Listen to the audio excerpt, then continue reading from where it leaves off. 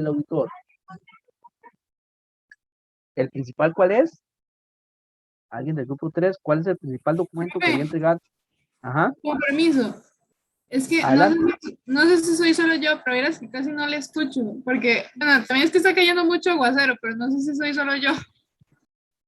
¿Los demás me escuchan bien? ¿O también les está llegando mal el audio? Profe, yo sí lo escucho bien. Ok, ok. Entonces les decía, del grupo 3, ¿Podría hablar tal vez un poquitito más alto? ok, ahí me escucha. Ahí me escuchan mejor. Sí, profe, ahí sí está. De acuerdo. Entonces, les decía, del grupo 3, igual, si se vuelve a ir el sonido, me dicen, ¿verdad? Porque podía ser los audífonos, entonces los cambio. Del grupo 3, ¿qué documentos tiene que entregar el auditor a la administración? Hay dos que tienen que entregar y uno es el principal.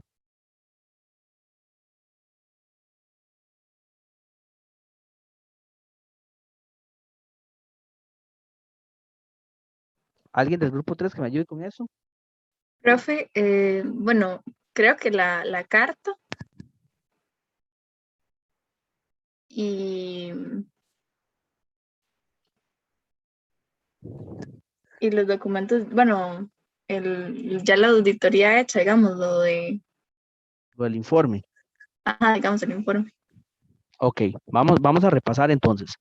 Recuerden que el documento que tiene, el principal documento es la firma, la carta de contratación, que es donde las partes firman los acuerdos, ¿verdad? Se la entrega firmada a la administración, donde ya una vez se acuerdan, donde ustedes dicen, sí, voy a contratar la auditoría y los términos del contrato son este y este, donde dicen cuáles son los honorarios, cuáles son los términos, la fecha de entrega y demás. Entonces, primero se firma una carta de compromiso, esa pues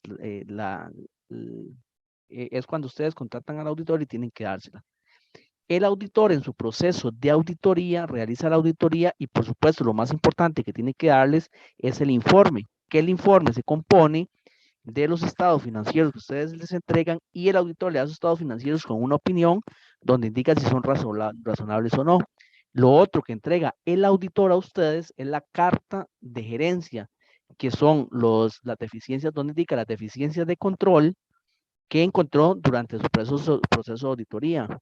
Aunque, aunque la responsabilidad, esta carta de gerencia no dice una opinión sobre los controles en sí, sino que dice cuáles deficiencias de control encontró en su proceso de auditoría. Como parte del proceso de auditoría y del entendimiento de la auditoría, el auditor debe evaluar el control, no para emitir una opinión, sino para saber si tiene que aplicar más o menos procedimientos. En esa evaluación puede encontrar deficiencias que tiene que indicar en una carta de gerencia. Entonces, al inicio se firma una carta de contratación, después el auditor tiene que darle a ustedes al final de la auditoría el informe con la opinión y los estados financieros y una carta de gerencia. Ustedes, por su parte, tienen que entregar a los auditores, tienen que entregar los estados financieros con sus notas, que es el que va a auditar, por supuesto, toda la información, las pruebas sustantivas y demás, que tienen la información con lo que pueden documentar las pruebas sustantivas, que pueden incluir cartas de confirmación, cartas de abogado, etcétera, etcétera. Y además tienen que entregarle la carta de representación, que es donde ustedes dicen que conocen cuáles son sus responsabilidades, que todos los litigios que la compañía tiene le fueron informados y que en general todos los asuntos que debieron haber sido informados le fue informados, ¿verdad? Entonces, básicamente esos son los documentos, digamos que ese es el procedimiento de auditoría. Ese es como en general el proceso de auditoría. Profe, La NIA que va, ¿sí? una consulta. Cuando usted decía del contrato que firman bueno, la gerencia y el auditor, ¿es lo mismo que el encargo de auditoría? Es lo mismo que el encargo de auditoría, sí, correcto. Ah, ok, gracias. Con gusto. La NIA que vamos a ver hoy es la NIA 315 y van a ver que es muy interesante desde el punto de vista de ustedes como directores. Ya casi les comparto un momentito.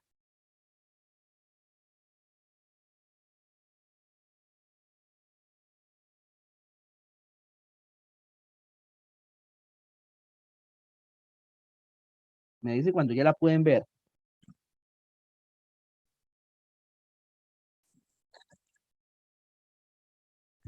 Ya, profe. Ok. Entonces, vean que esta NIA es muy, muy interesante para ustedes. Es muy provechosa.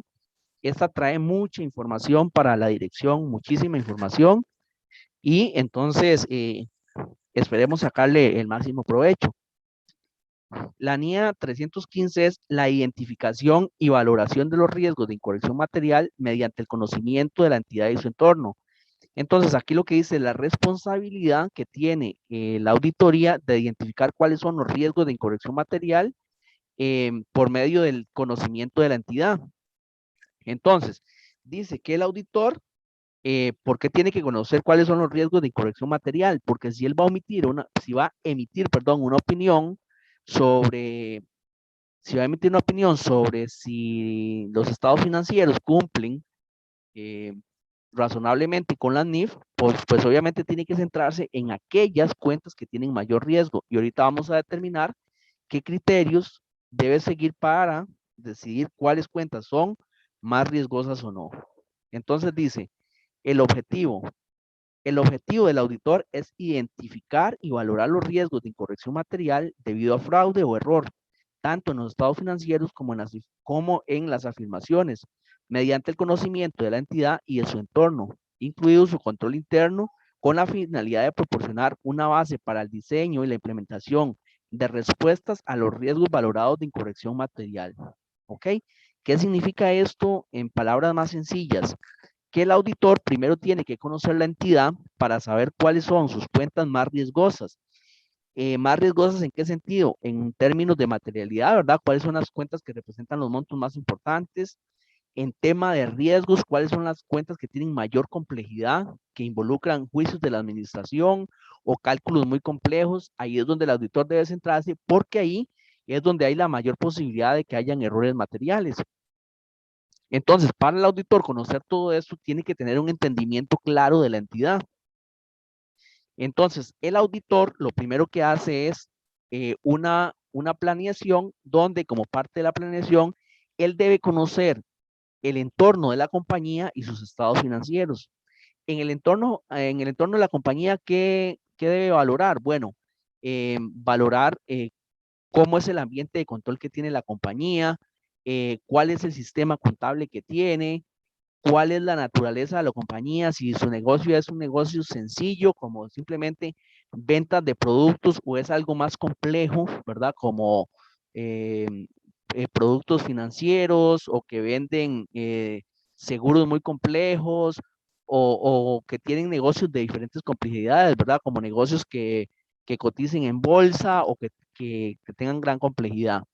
De acuerdo a este conocimiento, el auditor puede definir cómo deberán ser sus procesos de auditoría y dónde debe centrar su labor. Entonces, si hay cuentas, el primer ejercicio que hace es determinar cuáles son las cuentas que son riesgosas. Después determina si hay controles importantes que mitiguen esos riesgos. Entonces, puede valorar el riesgo, los controles, y si hay controles fuertes, por último hace las pruebas sustantivas. Entre más fuertes sean los controles, menor cantidad de pruebas sustantivas tiene que hacer, porque al tener controles fuertes le da una confianza de que la administración está mitigando los riesgos. Ese es como el entorno general. Ahora, voy a hacer una aclaración. Vea que dice que el objetivo del auditor es identificar y valorar los riesgos de incorrección material debido a fraude, y dice que con la finalidad de proporcionar una base para el diseño y la implementación de respuesta a los riesgos valorados en corrección material. Entonces, el objetivo del auditor de identificar estos riesgos es para saber dónde debe aplicar procedimientos, pero la identificación de los riesgos de negocio es responsabilidad de la administración. Entonces, vean que el auditor debe identificar los riesgos para saber dónde debe aplicar las pruebas más importantes, pero la responsabilidad sobre los riesgos de negocios es meramente de la administración. Esto que acaba de decir es entendible.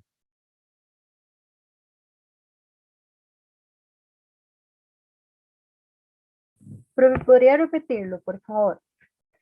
Ok. El auditor, como parte de su procedimiento de conocimiento de la compañía y de dónde debe enfocar sus esfuerzos, debe hacer una valoración de cuáles son las cuentas más riesgosas y con base en eso determinar qué cantidad de pruebas sustantivas debe hacer. ¿Ok? Eso él lo hace el auditor para enfocar su trabajo, para enfocar dónde debe asignar sus esfuerzos. Pero la identificación de los riesgos de negocio propiamente es responsabilidad de la administración. ¿Cuáles son los riesgos de negocio? Son aquellos riesgos que podrían llevar a la administración o a la compañía al no cumplimiento de sus objetivos. Entonces, por ejemplo, si yo les digo el análisis de un riesgo de liquidez, por ejemplo, de que la compañía se pueda quedar sin liquidez para hacer frente a sus deudas, ¿eso es un riesgo de valoración del auditor o es un riesgo de la administración?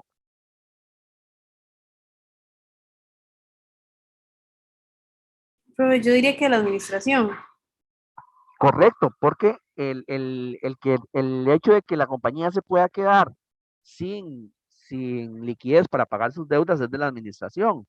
Ahora, el riesgo de que en una cuenta de ingresos, que en la cuenta de ingresos esté mal registrada por fraude, porque la compañía le interesa registrar más ingresos, porque a los de ventas se le paga por comisiones sobre ingresos. Ese riesgo, ¿quién debe identificarlo? ¿La administración o el auditor?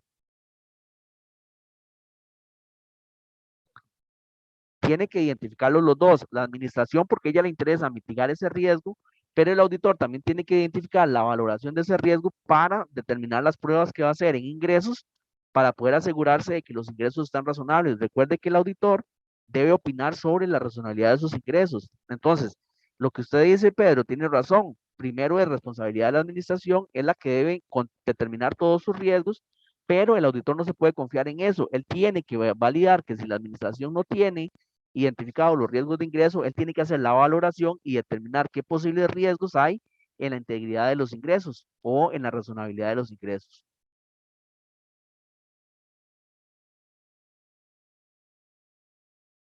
Perdón.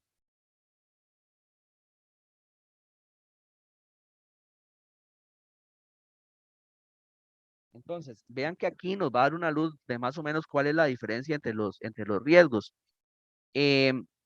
Los riesgos de negocio dice que son riesgos derivados de condiciones, hechos, circunstancias, acciones u omisiones significativos que podría afectar negativamente la capacidad de la entidad para conseguir sus objetivos y ejecutar sus estrategias o derivados del establecimiento de objetivos y estrategias inadecuados.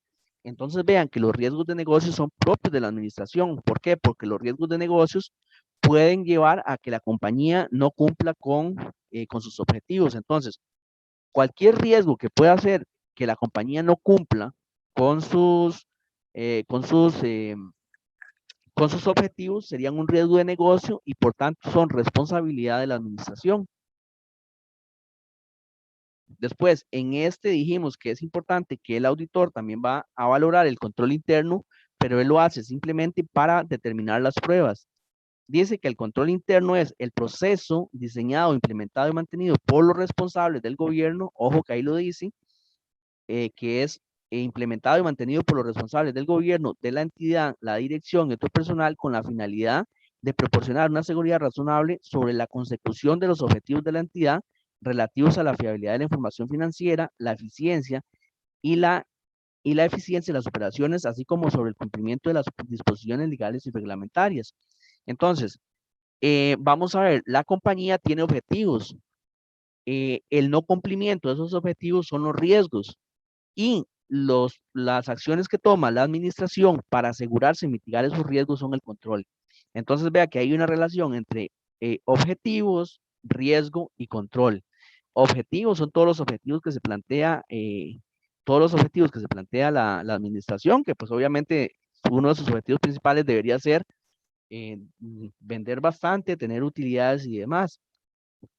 Los riesgos de negocio es todo aquello que atente a esos objetivos que se propone la administración, y el control interno son las actividades de control que hace la administración para mitigar esos riesgos. Mitigar los riesgos, pues para obviamente poder conseguir sus objetivos. ¿Cuáles serían entonces los controles y los riesgos más relevantes de la administración?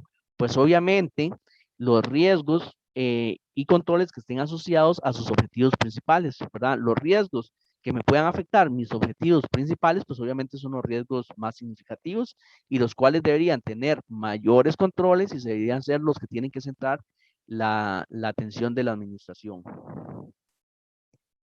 Dice, procedimiento de valoración de riesgos. Entonces vea que arriba dijimos que el riesgo de negocio es, los riesgos de negocio es responsabilidad de la administración porque es el que debe valorar que esos riesgos no van a afectar su capacidad para conseguir sus objetivos. Y esta es la diferencia que les decía, ve el procedimiento de valoración de riesgos, procedimientos de auditoría aplicados para obtener conocimiento sobre la entidad y su entorno, incluido su control interno, con el objetivo de identificar y valorar los riesgos de incorrección material debido a fraude o error, tanto en los estados financieros como en las afirmaciones concretas en estos. Entonces ahí nos queda más claro, vea que tal vez al inicio no estaba tan claro cuál era un riesgo y cuál otro. Entonces, los riesgos de la administración y los que debe ustedes como directores de manejar son los riesgos, aquellos riesgos que valga la redundancia, pongan en riesgo el cumplimiento de las metas de la compañía. Ustedes como directores van a tener varios objetivos y todos los riesgos que puedan llevar a que sus objetivos no se cumplan son los riesgos que ustedes deben manejar. Ahora, la valoración que hace el auditor es diferente. La valoración que él hace es los riesgos que existen sobre los estados financieros y que pueden llevar a que las cifras de los estados financieros sean incorrectas. No sé si con esto les queda más claro qué es riesgo de negocio y cuál es el procedimiento de valoración que hace la administración y cuál es el objetivo de la valoración de riesgos que hace la administración y cuál es el objetivo de la valoración de riesgos que hace el auditor. ¿Hasta aquí queda claro o hay preguntas?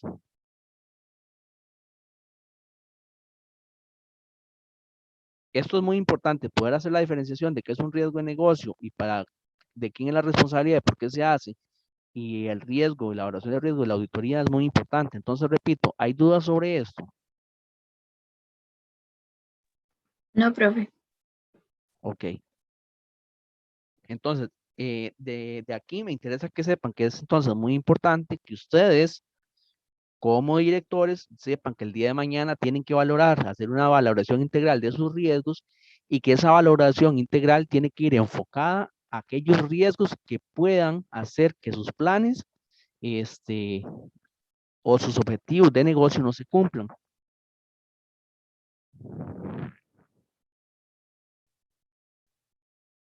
Ok. Dice que los procedimientos de valoración y actividades que tiene que hacer el auditor es la indagación ante la dirección y ante otras personas de la entidad que a juicio del auditor puedan disponer de información que pueda facilitar la identificación de riesgos de incorrección material debido a fraude o error. Puede aplicar procedimientos analíticos y observación e inspección. Entonces vea que estos son los procedimientos que va a hacer la auditoría para identificar esa valoración de riesgos. Uno es comunicarse con entrevistas que puede hacer con tanto personal del gobierno como con la dirección, donde van a preguntar cuál es su negocio, cuáles son sus controles. Ese es como el primer acercamiento.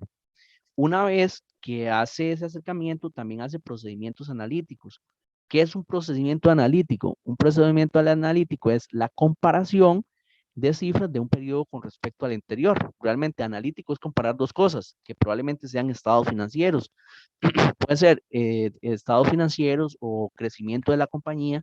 En procedimiento analítico puedo comparar diferentes cosas.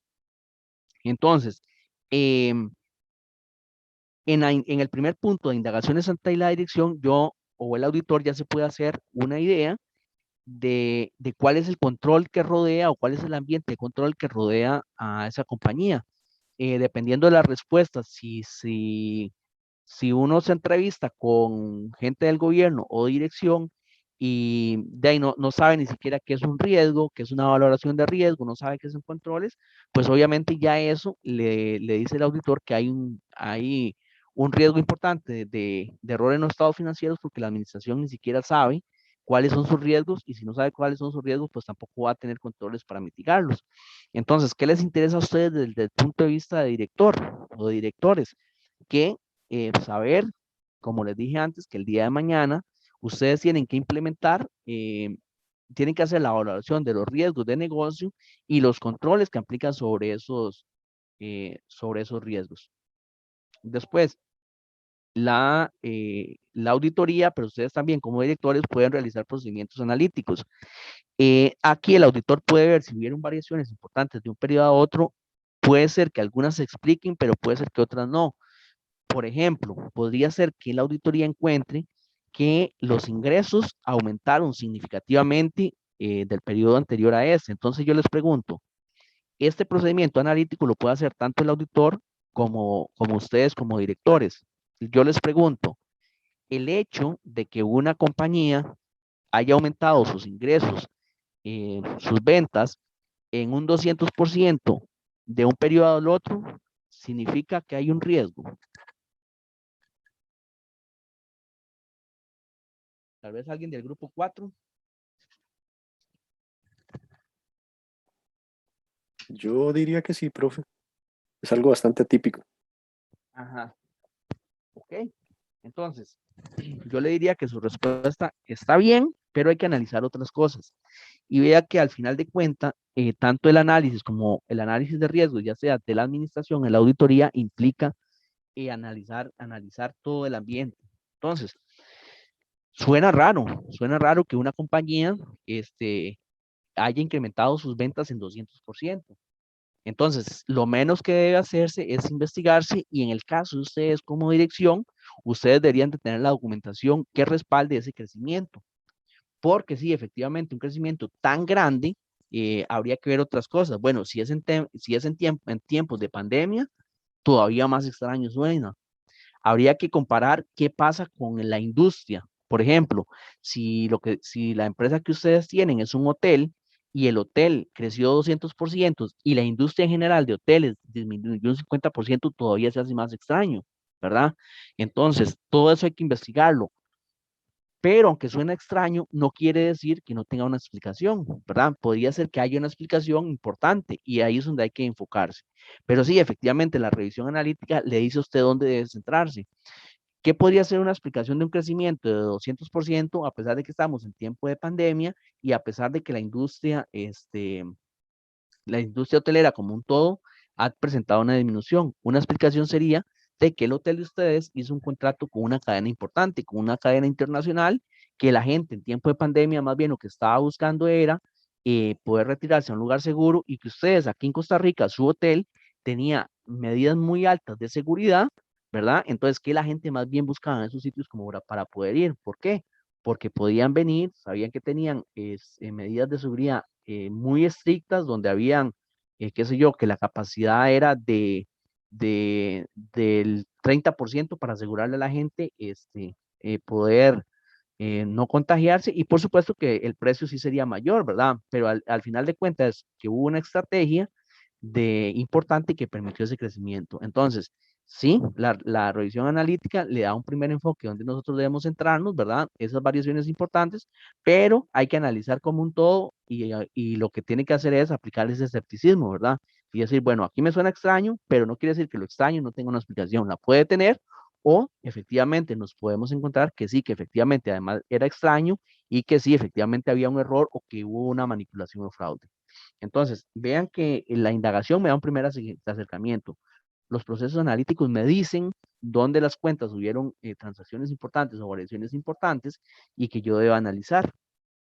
Y el otro es la observación o la inspección. Vea que la observación o la inspección ya involucra yo ir a revisar documentos, ¿verdad? Ya uno es el análisis que yo hago con la administración, otros son los procedimientos analíticos, y ahora sí, como tercer paso voy a revisar documentos, que es la observación y la inspección.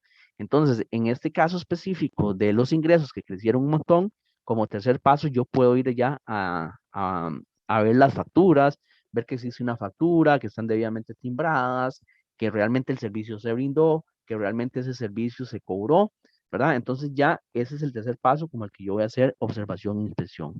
Entonces, este procedimiento de evaluación de riesgos queda claro y vea que se los dije que puede aplicar tanto el auditor, pero ustedes como directores también lo pueden hacer. O sea, ustedes pueden mantener indagaciones con su personal, pueden hacer procedimientos analíticos como directores o pedírselo a su contador que los haga y también ustedes le pueden pedir alguna documentación respaldo o inclusive ustedes como directores deberían saber si el comportamiento de ventas de un periodo a otro es razonable o no, ¿verdad? Esos procedimientos que aplica el auditor y que ustedes como directores lo podrían aplicar, queda claro.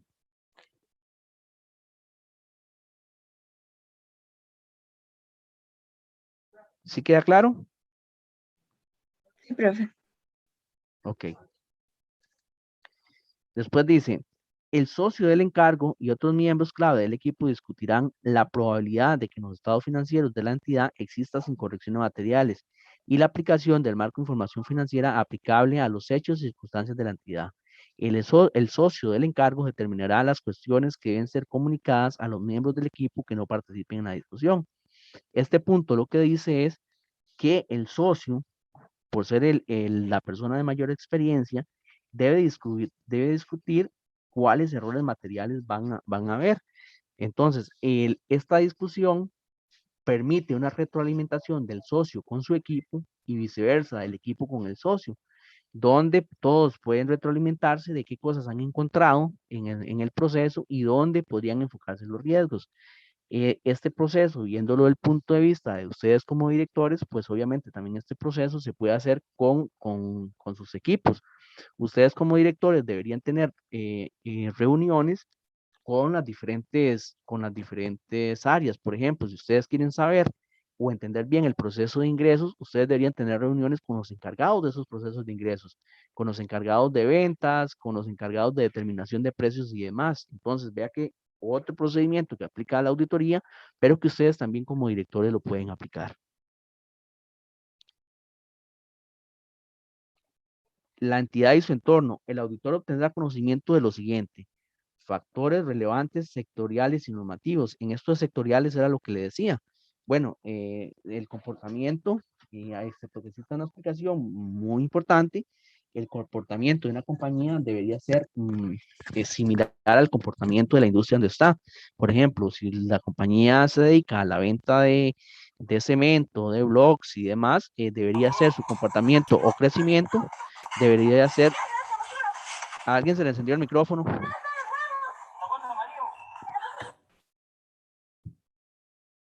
Ok, les decía entonces que el conocimiento aplica cuál es el sector donde está la empresa que ustedes están dirigiendo, ¿verdad? Y el comportamiento debería ser razonable. Si es un hotel, con el sector hotelero, si es de la construcción, con el sector construcción, y etcétera.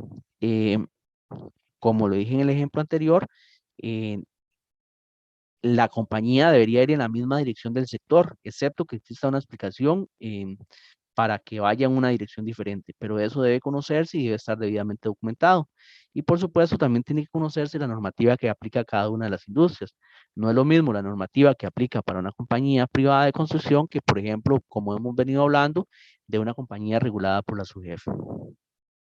Por supuesto que el conocimiento de la entidad permite saber cuáles son sus cuentas más riesgosas, cuál es el giro del negocio y demás. Entonces, en la naturaleza de la entidad se debe entender cuáles son sus operaciones, su estructura de gobierno, los tipos de inversiones que tienen, los tipos de deuda, en fin. El conocimiento de la entidad permite, pues obviamente, identificar cuáles son los riesgos y cuáles son los controles relevantes de la administración. Más adelante van a ver que hay un párrafo que dice que el conocimiento que tiene que tener el auditor no es igual al conocimiento que tiene que tener un director. Ustedes como directores, por supuesto, que tienen que tener un conocimiento completo de la entidad en la que ustedes están dirigiendo, ¿verdad? Entonces ustedes deberían manejar muy al dedillo cuáles son los riesgos y cuáles son los controles que tiene esa compañía, entre otra información aplicable a la compañía.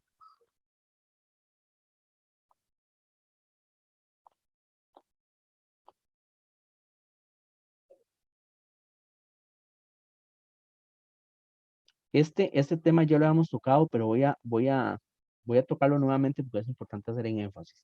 Dice, al obtener conocimiento de los controles relevantes para la auditoría, el auditor evaluará el diseño de dichos controles y determinará si se han implementado. Ya habíamos conversado del diseño e implementación de los controles.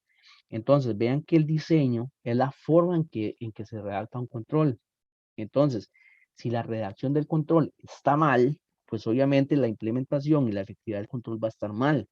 Entonces, el diseño es que la redacción del mismo, los responsables asignados y demás estén correctos. Un control que debería ser, bueno, un control debería decir cuál es la actividad, qué es lo que se va a hacer, quién lo va a hacer, cuándo lo va a hacer y quién es la persona que lo revisa. Eso como mínimo debería ser el diseño. Entonces, ¿y cuál es el seguimiento? Habíamos dicho, por ejemplo, el control de la conciliación bancaria, ¿ok? Que una conciliación bancaria puede ser, el control podría decir, al cierre del mes, el contador va a hacer la conciliación bancaria. Listo. Ahí ya el diseño está pésimo, porque primero eso lo que está haciendo es un procedimiento y no una actividad de control. El correcto diseño del control debería decir que al cierre de cada mes el contador va a comparar los estados financieros contables con los registros contables de bancos, va a identificar las diferencias y va a documentar el porqué de las diferencias y por último va a indicar si el registro erróneo está en el banco o está en la contabilidad.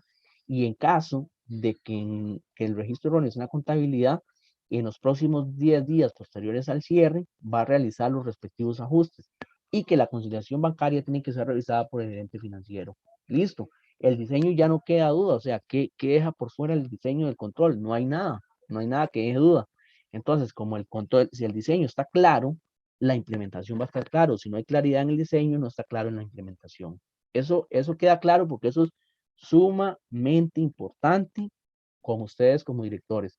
Uno llega a empresas donde los directores no saben qué es un control y no saben distinguir un procedimiento de una actividad de control. Entonces pregunto, ¿ustedes saben identificar cuál es la diferencia entre un procedimiento normal y una actividad de control? ¿Alguien del grupo 5 que me responda?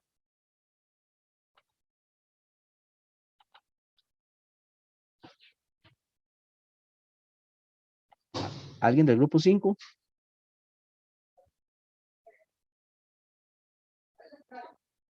Wendy, por ejemplo. Wendy, ¿le queda claro o cuál es la diferencia entre un procedimiento normal de la compañía y una actividad de control?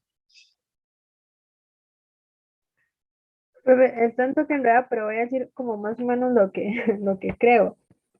La Esa es la idea, actividad ¿no? de control es Ajá, más, digamos, como quién va a hacer eso que esté clara y adecuada, digamos, para que no se dé errores. ajá, Pero entonces, la otra, ¿cuál sería? Es que ahí es donde ok, me confundí. ok. Lo primero que tengo que decir es que no se preocupen. Cuando yo pregunto es simplemente para saber que no estoy hablando solo y que me están entendiendo, ¿verdad? Repito una y otra vez. Cuando ustedes no preguntan es por dos razones. Una es porque lo saben todo, o otra es porque no me están entendiendo nada y no les da ni para preguntar. Entonces, por eso es importante que yo pregunte y quiero retroalimentarme. No ocupo que me den la respuesta correcta. Yo lo que quiero es retroalimentarme. Y bueno, en este caso usted sí dio la respuesta correcta. Vamos a ver. La actividad de control lo que busca es mitigar un riesgo. ¿Ok? Entonces vea que la actividad de control, esta que yo le estoy diciendo al inicio que dije que el contador debe realizar las conciliaciones bancarias al cierre del mes, eso es un procedimiento, simplemente tiene que hacerlo, ¿verdad? Al cierre del mes tiene que hacer la conciliación bancaria, es un procedimiento normal que tiene que hacer, pero el control va enfocado a mitigar un riesgo. ¿Y cuál es el riesgo en este caso de la contabilidad? Que existan registros erróneos en bancos con respecto a estados financieros. Y vea que el control dice que se debe hacer la conciliación, que se deben buscar diferencias entre la contabilidad y el estado financiero e identificar si la diferencia es por un error en la contabilidad y que se debe ajustar. Entonces vea que yo ahí estoy mitigando un riesgo. Estoy mitigando un riesgo de que exista un asiento incorrecto en la contabilidad. Entonces, cuando la actividad va enfocada a mitigar un riesgo, eso es un control. Las demás son procedimientos normales que podría decir, por ejemplo, yo puedo decir que mensualmente, la tesorería debe hacer un cierre de caja. Eso es un procedimiento. Si ya yo digo que el procedimiento, que además tiene que investigar si todo el dinero que fue depositado tiene un documento, que todos los documentos están cotejados con ese cierre y que identificar si hay diferencias en los dineros recibidos con respecto a lo que está cerrando y ver si hay alguna diferencia y esa diferencia debe ser documentada. Igual, verificar si está registrado en la contabilidad, hacer el respectivo ajuste, ya eso es un control, porque está tratando de mitigar un riesgo. ¿Queda más claro? Sí, profe, gracias. Ok.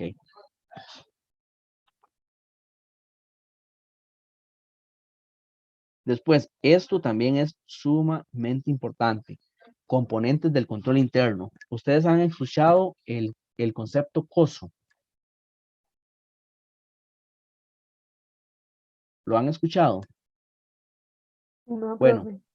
aunque suene chistoso, cuando ustedes escuchen mencionar esa palabra se refiere al control interno de una compañía. E inclusive hay seminarios, hay certificaciones de COSO que es el control interno de la compañía y lo componen varios procesos. El primer proceso es el proceso de evaluación de riesgo de la entidad. Entonces, como parte de ese ambiente de control, ¿verdad? O el control que tiene una compañía, que también es sumamente importante, eh, ahorita los vamos a ver todos juntos, pero este es el primero, el entorno de control, ¿verdad? Estos son los componentes del control interno, o si ustedes escuchan COSO, eso es componentes del control interno. Y que por supuesto, los responsables los componentes del control interno son ustedes, entonces deben conocerlo. Entorno de control, ¿qué es el entorno de control? Es em, cuál es la supervisión de los responsables del gobierno de la entidad, perdón, cuál es la dirección bajo la supervisión de los responsables del gobierno de la entidad ha establecido, mantenido una cultura de honestidad y comportamiento ético. Los puntos fuertes de los elementos del entorno de control proporcionan colectivamente una base adecuada para los demás componentes de control interno. Entonces, el entorno de control es como cuál es la mentalidad que tiene la administración. Entonces, vea que es muy importante y eso está muy asociado a ustedes y a la junta directiva. Entonces, lo primero que tenemos que ver es cuánto interés, cuánto conocimiento tiene tanto la junta directiva como ustedes como directores en el control, que era lo que les decía antes. Si yo me voy a entrevistar con ustedes, que son los directores, y les pregunto, mira, ¿cuáles son los componentes de control interno? Y no tienen idea, ya cómo puedo confiar yo en el control interno si ustedes ni siquiera saben cuáles son los componentes de control interno. Entonces, el primero es el entorno del control, donde lo que busca es que haya un compromiso fuerte de las partes más altas de la compañía con respecto al control. Y ahí está muy importante el compromiso de ustedes como directores con la honestidad y el comportamiento ético. Y eso no es simplemente porque lo digan, sino porque tomen las acciones. Por ejemplo, que haya un código de ética, que no acepten ningún tipo de fraudes o las personas que quede muy claro cómo se castiga a las personas que cometan fraude o que intenten hacerlo, ¿verdad? Entonces, ese es el primer punto que se revisa en componentes de control interno, que es el entorno del control y depende mucho del compromiso del gobierno y de ustedes como directores. El segundo es el que estábamos diciendo, el proceso de valoración de riesgo por la entidad. Y vea que este ya no es del autor, es el proceso de ustedes. Eh, Dice que el auditor obtendrá conocimiento si la entidad tiene un proceso para la identificación de los riesgos de negocio relevante para los objetivos de la información financiera, la estimación de la significatividad de los riesgos, la valoración de su probabilidad de ocurrencia y la toma de decisiones con respecto a las actuaciones para responder a dichos riesgos. Vea que este está completísimo. Ese es un proceso de valoración de riesgos bien hecho por ustedes como directores. Ustedes deberían tener un proceso donde identifiquen sus riesgos relevantes, ¿verdad? Aquí no la idea no es que ustedes inventen, mira, que hay un riesgo en, en la cuenta de otras cuentas, hay un riesgo en otras cuentas por cobrar y otras cuentas por cobrar el saldo es de 100,000 colones, ¿verdad? Sino entonces que ustedes identifiquen, que efectivamente ustedes identifican los riesgos que son materiales. ¿Y cuáles son los riesgos materiales? Los que dijimos antes, los que pueden hacer que ustedes no cumplan sus objetivos, ¿verdad? El riesgo se compone de dos componentes. Uno es de la probabilidad y otro del impacto. La probabilidad es que, obviamente, que exista mucha probabilidad de que exista, y el impacto es que genere un impacto fuerte en los estados financieros. Y debe tener ambos, porque, por ejemplo, un riesgo que tenga una probabilidad alta, pero un impacto bajo, no me interesa, o ustedes como directores no deberían interesarle en mitigarlo. Por ejemplo, es el que decía que probablemente haya un riesgo importante, o la probabilidad de que suceda un riesgo en otras cuentas por cobrar es muy alto, hay una alta probabilidad, pero el impacto es bajo. ¿Por qué? Porque el total de la cuenta son 100,000 colones. Ustedes no deberían desgastarse en ese, o lo contrario, que exista, que pueda ser un impacto alto, ¿verdad? Que sea económicamente el monto es muy significativo, pero que existe una probabilidad muy baja de que exista. Ustedes tampoco deberían enfocarse ahí. ¿Dónde deberían enfocarse? En los riesgos que tienen una probabilidad alta de ocurrencia y un impacto alto. ¿Por qué? Porque ese es el que tiene probabilidad de que ocurrir, y en caso de que ocurra, ustedes, va a impactar la empresa significativamente, llevando al traste los objetivos generales, inclusive llevar a la quiebra de la compañía. ¿Ok? Entonces, ustedes deberían tener un proceso fuerte de valoración de riesgos, y esta norma 315, el día de mañana que ustedes sean directores, me parece que aquí hay una buena base de cómo ustedes deberían tener un proceso de valoración de riesgo. Ya que ahí se lo está diciendo, deberían tener identificados cuáles son sus riesgos de negocios relevantes, perdón. Deberían tener la estimación de la significatividad de los riesgos, o sea, lo que acabamos de decir, qué tan relevantes son, la valoración de su probabilidad de ocurrencia, lo acabamos de explicar, y la toma de decisiones con respecto a las situaciones para responder a dichos riesgos. Vea que eso es fundamental, porque si nada hacemos nada con el análisis, ustedes tienen un análisis muy robusto de cuáles son sus riesgos, pero no tienen un análisis robusto de cómo controlar, de cómo mitigar esos riesgos, de cómo tener los controles. Ahorita les voy a dejar participar, pero quiero que vean esos componentes, y eso es muy, muy importante para ustedes como directores.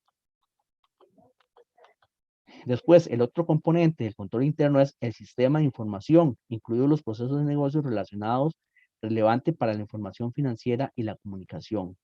Entonces dice, el auditor obtendrá conocimiento del sistema de información, incluidos los procesos de negocios relacionados, relevantes para la información financiera, incluidas las siguientes áreas.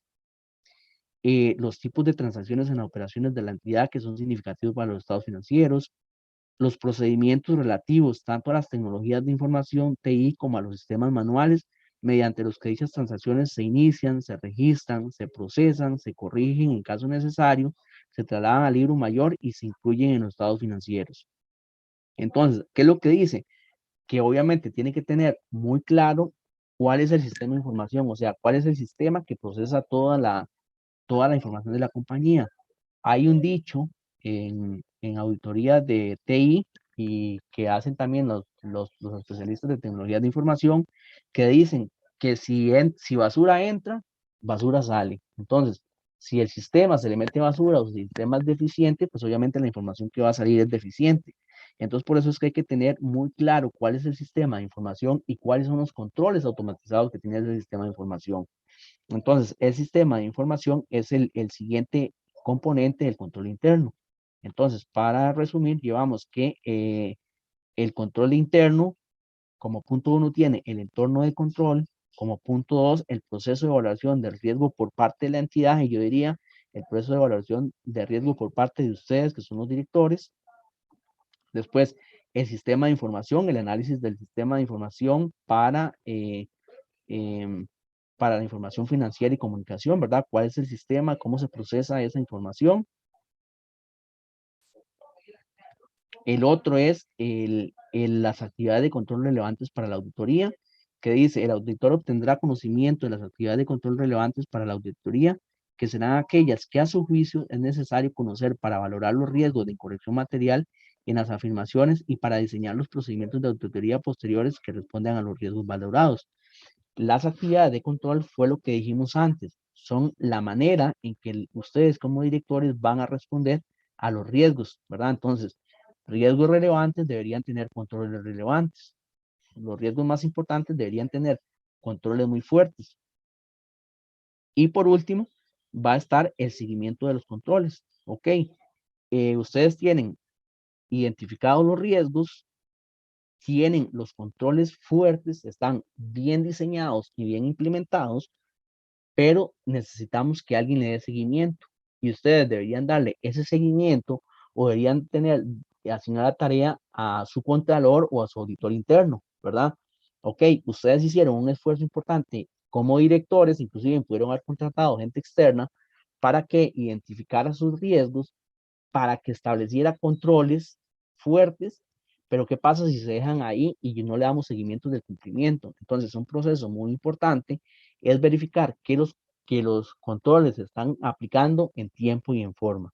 Esto significa que efectivamente, si la conciliación bancaria se tiene que hacer mensualmente, perdón, se está haciendo mensualmente, que los hallazgos o que las recomendaciones se están haciendo, por ejemplo, si se detectó un ajuste erróneo, que se están haciendo los ajustes, que se está cumpliendo, que si dijimos que el gerente financiero tenía que revisar, se está revisando. ¿Qué pasa, por ejemplo, con una conciliación bancaria? Si vamos a ver una conciliación bancaria y está perfectamente hecha todos los meses, pero hay partidas súper antiguas y con montos materiales, el control no está funcionando, ¿verdad? O si se está haciendo solo una vez al año. Entonces, en ese sentido, el seguimiento del control nos está dando. Ese sería como el ambiente de control, ¿verdad? Que es el que ustedes deberían conocer y esa es responsabilidad de ustedes como directores. No sé si hay alguna observación sobre esto, que es muy importante. Como le digo, esta NIA es sumamente importante para ustedes. Ya ustedes como directores podrán buscar más información a nivel de control interno. Está esta NIA y también es muy importante algo que se llama Basilea.